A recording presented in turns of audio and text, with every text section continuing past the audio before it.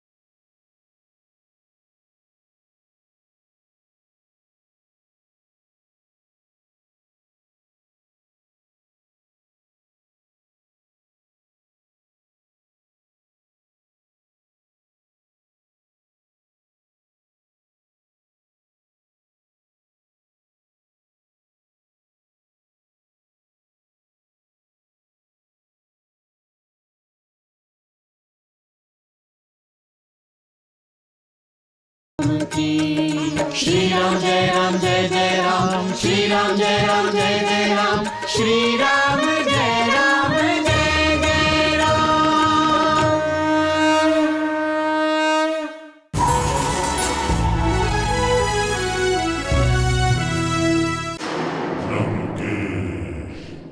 পিতাশ্রী, রাম সমুদ্র পার করে লঙ্কায় পৌঁছে গেছে।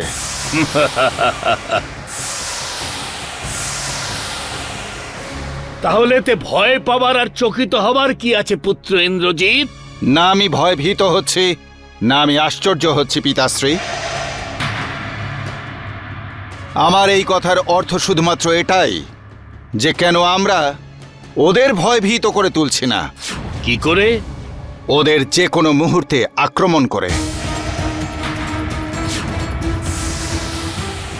এত দীর্ঘ সমুদ্র পথ যাত্রা করার পর রাম লক্ষ্মণ আর তাদের পুরো বানর সেনা সম্পূর্ণ ক্লান্ত হয়ে পড়েছে।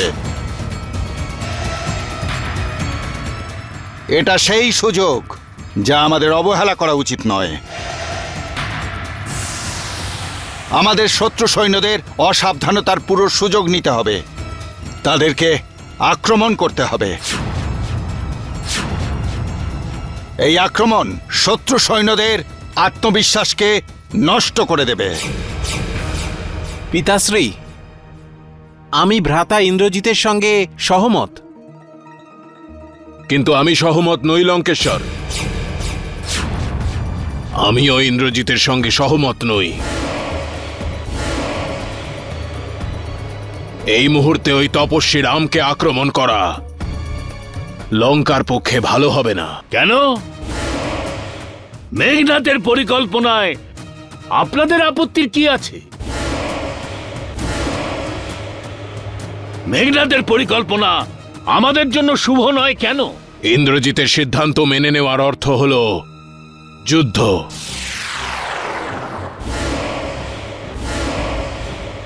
আর যদি যুদ্ধ হয় তাহলে লঙ্কার অনেক বীর মহারথীর প্রাণহানি হবে। যুদ্ধে প্রাণহানি তো অবশ্যম্ভাবী অকম্পন। কিন্তু আমাদের আক্রমণ করার কি আবশ্যকতা আছে? যদি আক্রমণ করার আবশ্যকতা কারোর থেকে থাকে তাহলে সেটা সেই তপস্বী রামের। তাই আমার মত হলো লঙ্কেশ, আমরা আগে রামকেই আক্রমণ করতে দিই। এতে আমাদের কি লাভ হবে কম্পন? এতে আমাদের এই লাভ হবে যে ওই আক্রমণে যে প্রাণহানি হবে তা কেবল ওই রামের সেনার হবে, আমাদের নয়। রাম আর তার সেনারা কেবল সাগর পার করতে সমর্থ হয়েছে। ওদের এখানে পৌঁছানোর জন্য আরো অনেক পরিশ্রম করতে হবে। লঙ্কার অজেয় তট পার করে তবে এখানে পৌঁছতে হবে, যা আমার কাছে সম্ভব নয়, অসম্ভব বলে মনে হচ্ছে। আর যদি রাম কোনোভাবে লঙ্কা অবধি পৌঁছেও যায় তাহলে লঙ্কার দুয়ারে দাঁড়ানো রক্ষক না তার সেনাকে আগে এগোতে দেবে আর না তো পালাতে দেবে। তোমার কথায় যুক্তি আছে কম্পন, এতে তো ক্ষতির সম্ভাবনাই নেই, শুধু লাভ আর লাভ। ইন্দ্রজিৎ, কম্পন সঠিক বলছে। যথাজ্ঞা পিতাশ্রী, অকম্পনের পরামর্শে আমি সম্মত আছি। বেশ, আমরা আগে আক্রমণ করব না, বরং প্রতীক্ষা করব যে কখন রামের সেনারা আক্রমণ করে। আর এতে ওর ধৈর্য আর সংযমের পরীক্ষাও হয়ে যাবে। যখন লঙ্কা নগরীতে প্রবেশ করতে অসফল হবে, সবাই সমুদ্র পার করে এখানে এসে পৌঁছেছে, ওই বিশাল সমুদ্র রামকে ওর সেনাদের সঙ্গেই আবার ফেরত পাঠিয়ে দেবে।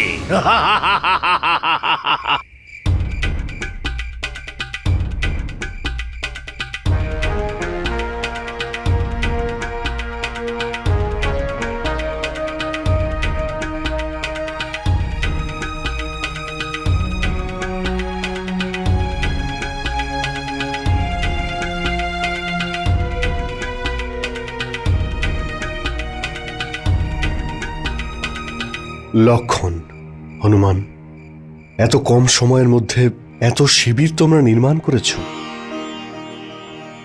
আপনার শিবিরের জন্যে এই জায়গাটাও মহারাজ বিভীষণ পছন্দ করেছেন। আচ্ছা, প্রভু, আপনার শিবির তো ওই ছাউনির ঠিক মাঝখানে থাকা উচিত, সুরক্ষা দৃষ্টিকোণ থেকেও আর সম্পর্কের জন্যেও। সমস্ত শিবির আপনার কাছাকাছি থাকবে, আর শিবিরবাসীর জন্য আপনি। ধন্যবাদ মিত্র। রঘুনন্দন, এবার আপনি বিশ্রাম করুন। মহারাজ সুগ্রীব, আমায় সেনাদের সেনাপতি করে আপনি আমাকে বিশ্রাম নিতে বলছেন? এখন আর বিশ্রাম কোথায় মহারাজ সুগ্রীব? যুদ্ধভূমিতে তো সৈন্যদের ঘুমানোর সময়ও জেগে থাকতে হয়। সৈনিকের অর্থই হল ঘুমোতে ঘুমোতে জেগে থাকা, আর জেগে থাকতে থাকতে বিশ্রাম নেওয়া। মহারানী, স্বামী, ক্রোধ ত্যাগ করুন, আমার কথা শুনুন। মহারানী, ওঠো, বলো কি করতে চাও? এটাই যে আপনি রামের সঙ্গে যুদ্ধ করবেন না।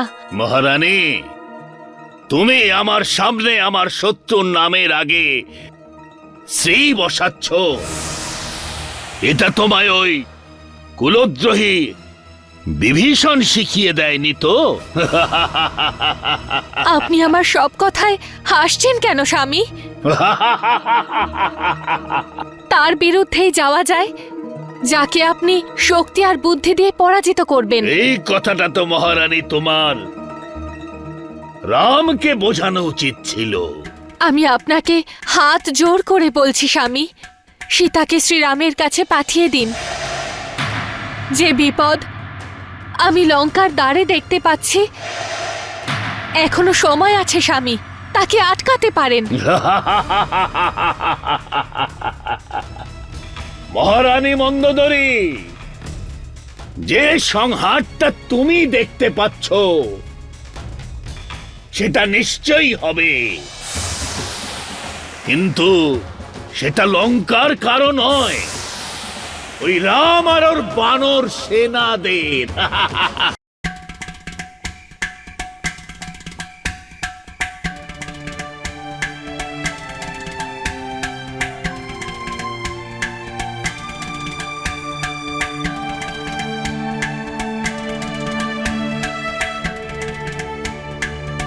মহারাজ বিভীষণ, আমরা সাগর পার করে লঙ্কা পর্যন্ত চলে এলাম, কিন্তু রাবণের তরফ থেকে কোনো রকম প্রতিক্রিয়া নেই। ওর এত অহংকার, এত আত্মবিশ্বাস। আত্মবিশ্বাস নয় মহারাজ সুগ্রীব, অতিরিক্ত আত্মবিশ্বাস।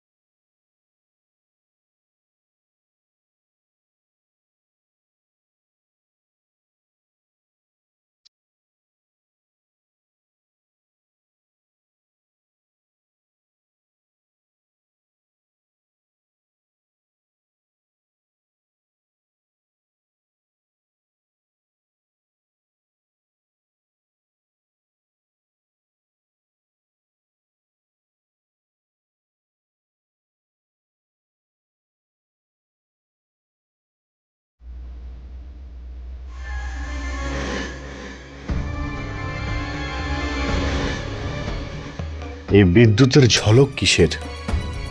তাও মেঘের গর্জন ছাড়া। মহারাজ বিভীষণ, ওটাই তো ত্রিকূট পর্বত। হ্যাঁ প্রভু, ওই ত্রিকূট পর্বতের শিখর দেশেই লঙ্কেশ্বরের বিলাস ভবন, যেখানে এই সময় নৃত্য আর সঙ্গীতের সভা বসেছে। রাবণ সঙ্গীত আর নৃত্যে মেতে আছে। প্রভু, ওই যে উজ্জ্বলতা, তা রাবণের মুকুটে অবস্থিত হীরের উজ্জ্বলতা, যাকে আপনার বিদ্যুতের মতো মনে হলো। খুবই আশ্চর্যের বিষয় জ্যেষ্ঠ। শত্রুর সেনা আক্রমণের জন্য তৈরি হচ্ছে, আর রাবণ নৃত্য আর সঙ্গীতে মগ্ন। এর অর্থ হলো কোনো কিছুকেই ভয় পায় না। সৌমিত্র, দশাননের রণনীতির এটা একটা চতুর চাল। রণনীতির চাল তো যুদ্ধক্ষেত্রে করা হয় না বিভীষণ। কিন্তু আমার মনে হচ্ছে যে রাবণ হয়তো জানেই না যে আমরা লঙ্কায় পৌঁছে গেছি। উনি এই সব কিছু জানেন, যে আমরা কখন কি করছি আর কখন কি ভাবছি। ওনার কাছে সবকিছুর খবর আছে। উনি এটা ভালোভাবেই জানেন যে আমরা লঙ্কা পৌঁছে গেছি, কিন্তু আমাদের লঙ্কা পৌঁছানোর পরও এই ব্যাপারে ওনার বিন্দুমাত্র চিন্তা নেই। ব্যাস, উনি শুধু নিজের আমোদ প্রমোদেই ব্যস্ত। উনি আসলে এটা দেখাতে চান যাতে আমাদের হৃদয়ে ওনার ব্যাপারে ভয় উৎপন্ন হয়, আর লঙ্কাবাসীর মনের মধ্যে যুদ্ধর আতঙ্ক যাতে না ছড়ায়। আর যখন আমরা আক্রমণ করব, তখন লঙ্কাবাসী যাতে আমাদের গুরুত্বহীন ভাবে। এমন হলে তোকে সাবধান করা অতি আবশ্যক, কারণ রঘুবংশীয়দের নিয়ম যে আঘাত করার আগে শত্রুদের সাবধান করে দেওয়া।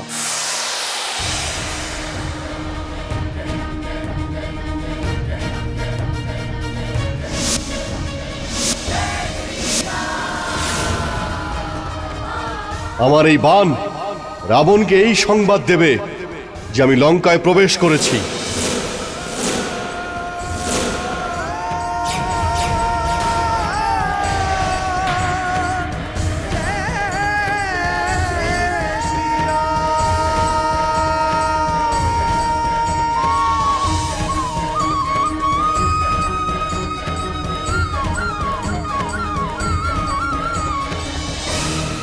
হে শিবশঙ্কর মহাদেব, হে কৈলাসপতি, আমার স্বামীকে রক্ষা করুন। মহারানী, কেন তুমি এই সময় কৈলাসপতিকে কষ্ট দিচ্ছ? ক্ষমা করবেন মহারাজ, আপনার মাথা থেকে মুকুট পড়ে যাওয়া এ বড় অশুভ সংকেত। মহারানী, আমার মস্তক ছিন্ন হয়ে পড়ে যাওয়াটা শুভ, তাহলে মুকুট পড়ে যাওয়াটা অশুভ কি করে হতে পারে? স্বামী, আমি আপনার স্ত্রী, আপনার ভালোই চাইব। হাত জোর করে প্রার্থনা করছি, বারবার অশুভ সংকেত পাচ্ছি। আপনি রামের বিরুদ্ধে যাবেন না। এই ধনুক অবশ্যই শ্রীরামের ছিল। রামের বাণ ছিল, তাতে কি হয়েছে? আরে ও এখনো আমার চন্দ্রহাস খড়গের চমক দেখেনি। যখন ও আমার মায়াবী শক্তির সম্মুখীন হবে, তখন ও বুঝতে পারবে লঙ্কেশের শক্তি কতটা। দাও মহারানী, আমার মুকুটটা তুলে দাও।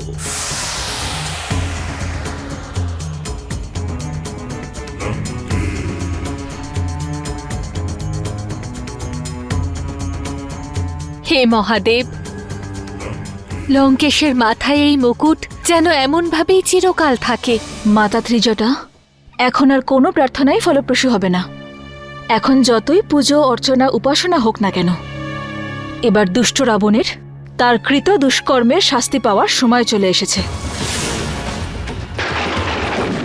রঘুনন্দনের বাণে যখন তার পুত্রদের, স্ত্রীদের, সৈন্যদের বিনাশ শুরু হবে, তখন তারই করা অত্যাচার, অনাচার ওকেই ভয় দেখাতে শুরু করবে। লঙ্কার ঘরে ঘরে যখন চিৎকার শোনা যাবে, তখন ওর অমর হওয়ার ভুল ভাঙবে। আর যখন নিজের প্রাসাদে ও যখন তারই মৃত্যুর পদচ্ছাপ শুনতে পাবে, তখন ওর বিশ্বাস হবে যে মৃত্যু ওর থেকে আর বেশি দূরে নেই।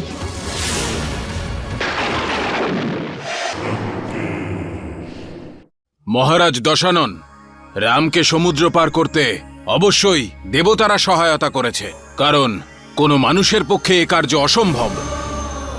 তুমি ভুলে যাচ্ছ প্রহস্ত।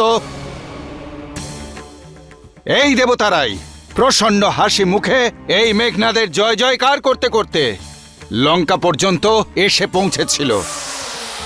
যারা স্বয়ং নিজেদের রক্ষা করতে পারে না, সেই পরাজিত দেবতারা কি করবে? লঙ্কেশ্বরকে আক্রমণ করবার দুঃসাহস কখনোই দেখাবে না।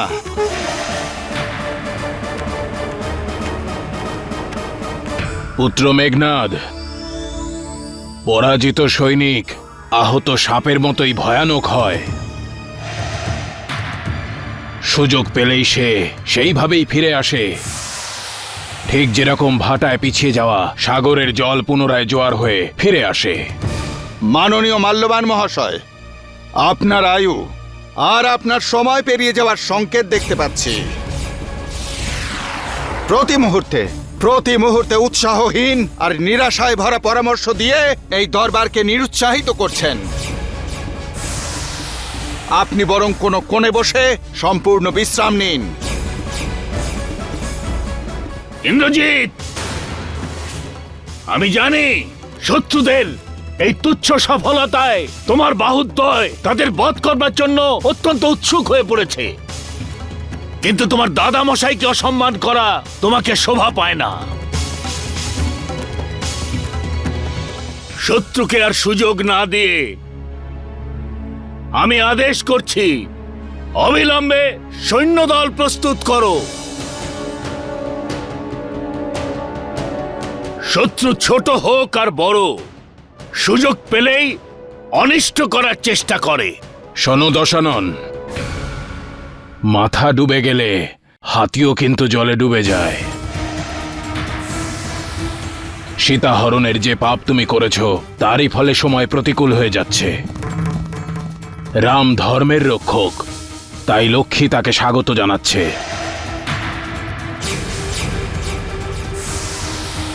শত্রুকে বধ করার জন্য ধর্মের পথ অবলম্বন করাটা জরুরি, কিন্তু তুমি তো মহাপাপ করেছ।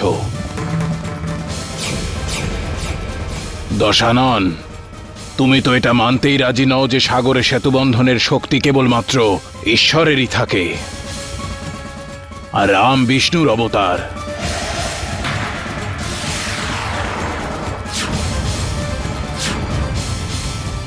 শক্তিহীন প্রাণীর পক্ষে শরণ নেওয়াই বাঞ্ছনীয়।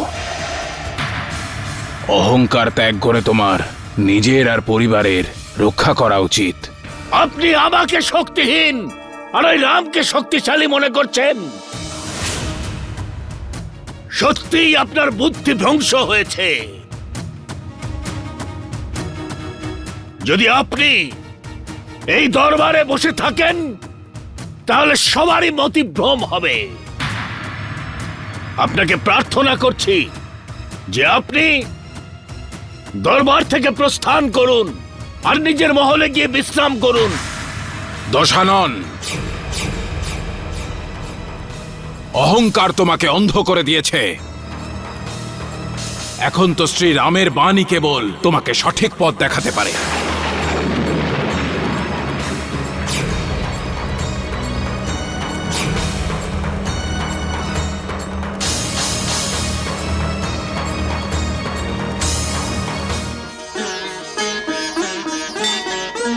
जय श्री राम।